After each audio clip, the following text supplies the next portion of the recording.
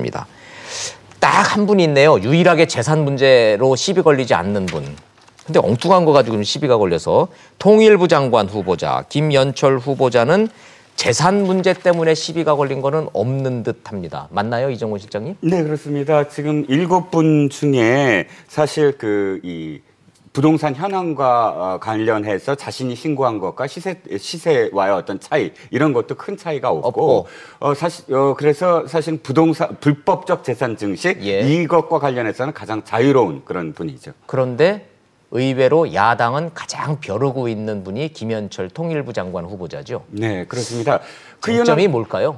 그건 한마디로 말씀을 드려서 지금까지 이분이 생각했던 어떤 그런 이 대북관 내지는 대북 통일 정책관 뭐 이런 것들이 어떤 의미에서는 현 정부보다도 더 강경하다는 게 뭐 이렇게 매파로서 강경하다기보다는 조금 더 뭐랄까요? 뭐 진보적이라 할까요? 이런 어떤 부분들이 있어서 도리어 예를 들어서 문재인 대통령이 천안함과 관련해서 뭐 인정을 한다거나 혹은 이런 부분 또 그 군인들을 만나는 부분 이런 부분들을 쇼다라고 표현할 정도로 아주 극렬하게 그런 어떤 자기의 시각을 갖고 있어서 문제는 지금 시점에서 그런 분이 통일부 장관이 되는 것이 옳으냐에 대한 진짜 안보관에 대한 문제, 대북 정책에 대한 문제. 지금까지는 개인의 어떤 비리나 혹은 뭐 불법적 재산 증식이라면 이거야말로 가치에 대한 문제, 철학에 대한 문제. 그러네요. 예.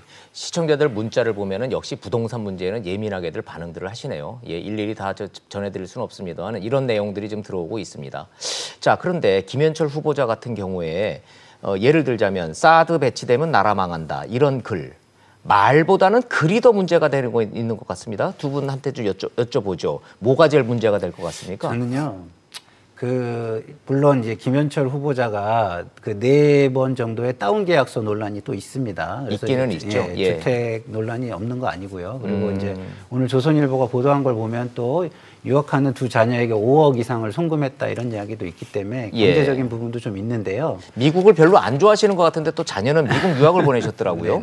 예. 그래서 저는 경제적인 문제는 국민의 정서에 맞게 앞으로 고쳐가야 되고 그런 거지만 이 공직자로서 국가관은 저는 좀 별개의 문제라고 보거든요. 그럼 김연철 후보자 같은 경우에 국가관에 문제가 있다고 평가를 하시는 겁니까? 저는 무엇보다 우리 금강산 관광 가셨다가 박광자 씨 피격 사건.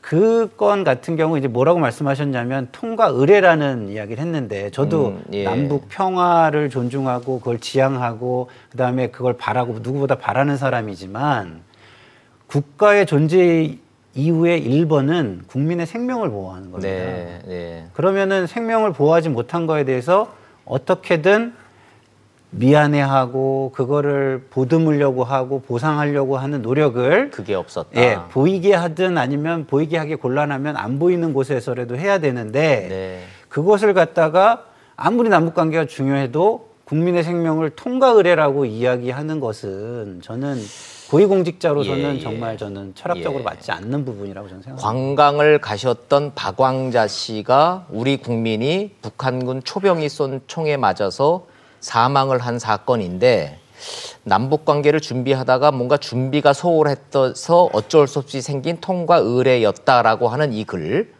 이건 우리 국민에 대한 기본적인 도리가 아니다 이런 평가를 하시는군요. 그렇습니다.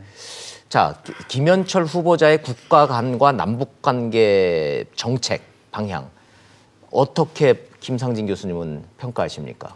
제가 이제 오늘 토론회 오기 전에 택시를 타고 왔는데요. 그 택시 운전 기사가 저한테 하는 얘기가 김연철 후보자는 천안함을 북한의 소행이 아니라고 얘기를 했는데 왜 뭐 이런 사람이 있느냐 이런 식의 저한테 묻는 얘기를 들었어요. 그러니까 아마 사실관계만 좀 명확하게 좀 여쭤보요. 김연철 후보자가 천안함 폭침은 북한의 소행이 아니다라고 직접적으로 말하거나 글을 쓴 적이 있습니까? 아니다라고 완전히 명백하게 쓰지는 않았던 걸로 저는 알고 있고요. 그렇지만은 북한의 소행이라고 단정 지을 수는 없다. 이런 정도의 비슷한 얘기들을 뭐 했던 걸로 기억이 됩니다.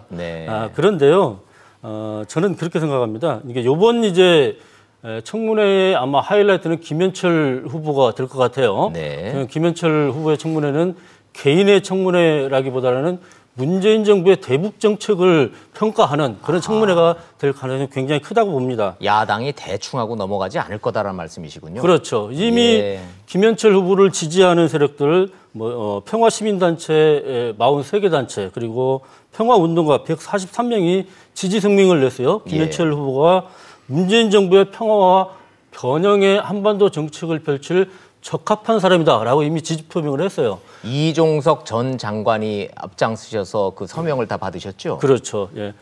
여기에 반해서 네. 이제 야당 같은 경우에는 김현철 후보자만큼은 분명히 낙마시켜야 될 후보다라고 이미 낙인을 찍어놨고요. 네. 그러니까 이것은 이제 우리나라에 흔히 있는 진보와 보수의 갈등의 국면일 수도 있고요.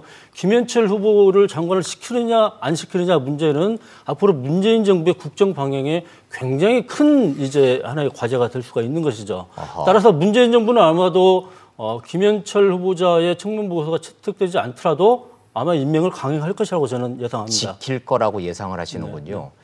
마침 이낙연 국무총리가 김현철 후보가 그중 제일 낫다라고 얘기를 한 걸로 미루어서 이정우 실장님도 저건 예고편이죠? 네, 그렇습니다. 임명 강행하겠다는 얘기죠? 그럼요.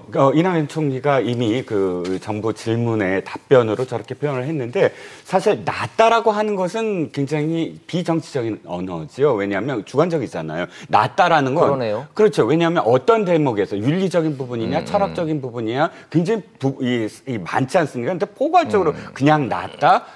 거기에 대해서 사실 야당 의원들이 제대로 따지지 않은 점이 좀 아쉬울 정도로 주관적인 그런 표현을 쓰셨단 말이에요. 그런데 말씀하셨듯이 굉장히 의지가 실린 표현이죠. 사실은 총리가 여기서 청문회도 하기 전에 나서서 낫다, 안 낫다 이렇게 표현하는 건 굉장히 부적절한 주관적인 표현인데 그럼에도 불구하고 저 자리에서 저렇게 표현한다는 건 그만큼 의지가 있다라는 걸 지금 반증하고 있는